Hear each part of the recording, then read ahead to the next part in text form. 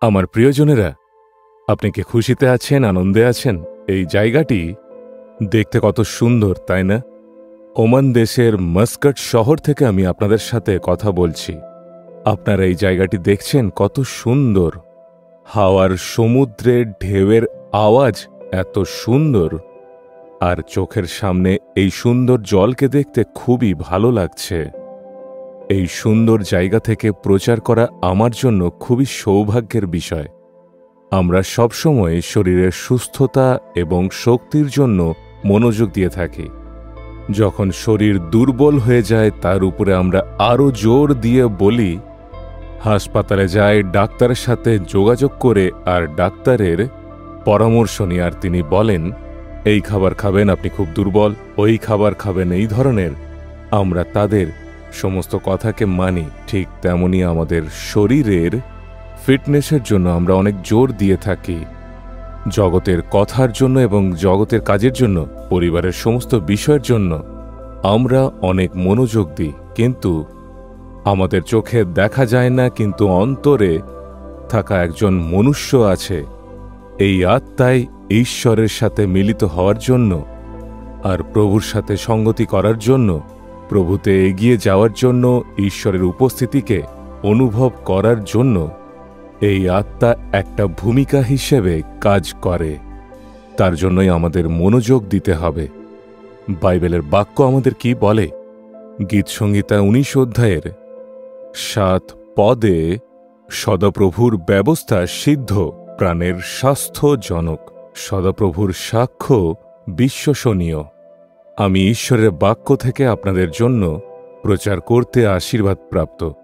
নিজের কথাকে, নিজের সিদ্ধান্ত বিষয়কে, নিজের শিক্ষা দান করতে কোনো লাভ নেই। ঈশ্বরের বাক্য আমাদের আশীর্বাদ দেয় এবং আমাদের পুনরায় পুনরুত্থিত করে। যখন আমরা কাজ করতেই থাকি, শরীরে অনেক ক্লান্তির পরে শরীরে শক্তির জন্য কিছু খাবার খাওয়ার পরে শক্তি পাওয়া যায়। ঠিক তেমনি এই আত্মাও আমরা অনেক নিরাশ হয়ে যায়। ঈশ্বরের বাক্যের দ্বারা আমরা শক্তি পাই। এই আত্মার জন্য খাদ্য অনিবার্য। সে ক্ষুধায় থাকে। যদি আপনি এই আত্মার উপরে মনোযোগ না দেন, সে ক্ষুধায় দুর্বল হয়ে এক সময়ে এই আত্মা মারা যাবে। আত্মা যদি দুর্বল আছে, পাপ ভিতরে আসতে পারে। সেই কারণে পাপের সাথে লড়তে প্রভুর সঙ্গতি রাখার জন্য আমাদের শক্তির প্রয়োজন। তা আমরা প্রভুর বাক্যে পাই। এই বাক্য অনেকই পারফেক্ট আছে। এই বাক্য আমাদের পুনরুত্থিত করে। এই বাক্য আমাদের সমস্ত বিপদ থেকে রক্ষা করে। এই আত্মাকে পুনরুত্থানের জন্য শক্তি এই বাক্যে আছে। প্রতিদিন পড়তে হবে। সেই কারণে আমি বাক্য প্রতিদিন অধ্যয়ন করে থাকি। এই বাক্য বাড়িতে রেখে এমনই পড়ে থাকলে কোনো লাভ নেই। আপনি অনেক ক্ষুধায় আছেন। উদাহরণ হিসাবে বলি, যদি কোনো খাবার কোনো টেবিলে বা ফ্রিজে রাখলে আপনার কি ক্ষুধা মিটবে? খাবার তো খুবই সুন্দর খাবার, এমনই রেখে দিলে কি খিদা মিটবে? সেই খাবারকে যদি খান তাহলেই শক্তি পাবেন।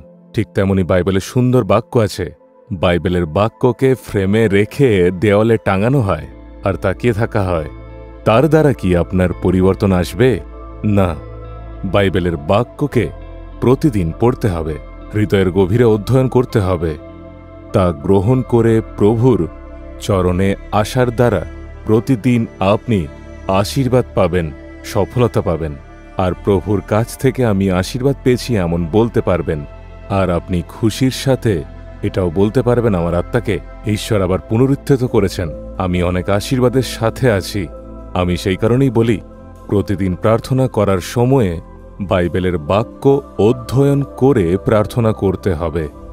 ভক্ত কি বলেন? প্রভুর বাক্যকে যখন আমি অধ্যয়ন করি, আমার ভিতরে একটা আগুন আসে। প্রতিদিন ঈশ্বরের বাক্য আমাদের পড়তে হবে। তা হৃদয়ের গভীরতা থেকে অধ্যয়ন করে ঈশ্বরের আওয়াজকে শুনে আপনি জীবনযাপন করতে পারবেন। আত্মায় আপনি মজবুত হয়ে থাকতে পারবেন। আপনি ছোট ছোট বিষয় নিরাশ হবেন না। এ আমার বিরুদ্ধে এই কথা বলেছে, এই ব্যক্তি এমন কাজ করেছে, এরকম ছোট বিষয়ের জন্য আপনি কখনোই নিরাশ হবেন না। কেননা আপনার আত্মার মধ্যে এতটাই শক্তি আছে। আত্মা মজবুত থাকলে কেউ কিছু বললেও আপনি আরামসে জীবনে এগিয়ে যাবেন। আজ কেন নিরাশ আছেন? আজ এই ব্যক্তি আমার বিরুদ্ধে এটা বলেছে, আমি জীবিত থেকে কোনো লাভই নেই, আমি আজই মরতে চাই। কারণ কি? আপনার আত্মা দুর্বল। অপরকে কেন দেখছেন? আপনি নিজের মধ্যে আপনি একটু নিরাশ হয়ে থাকেন, নিজের দুর্বলতা অনুভব করুন। যিশুর কাছে নিজের শক্তির জন্য আসতে হবে।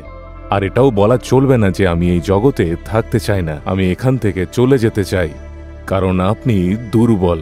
যদি প্রভুর বাক্য আপনার হৃদয়ের গভীরে যদি থাকে, তাহলে আপনি সাহসের সাথে বলবেন, এই ছোট পরীক্ষা আমার কিছু করতে পারবে না, আমি প্রভুতে বাঁচব। আপনি কি বুঝেছেন? আজই প্রভুর বাক্য সেই আত্মিক খাবারকে খেতে হবে। আজ প্রভুকে বলুন, হে প্রভু, হে ঈশ্বর, আমি নিজেকে অর্পণ করি। তোমার বাক্যে সামর্থ্য আছে, তোমার বাক্যে শক্তি আছে। সেই বাক্যের দ্বারা আমি নিজের জীবনে প্রতিদিনের এই দৌড়ে শক্তিকে প্রাপ্ত করার জন্য আর সমস্ত কাজে সফলতা পাওয়ার জন্য তোমার কাছে নিজেকে আজ অর্পণ করি। যিশুর নামে আমেন, আমেন।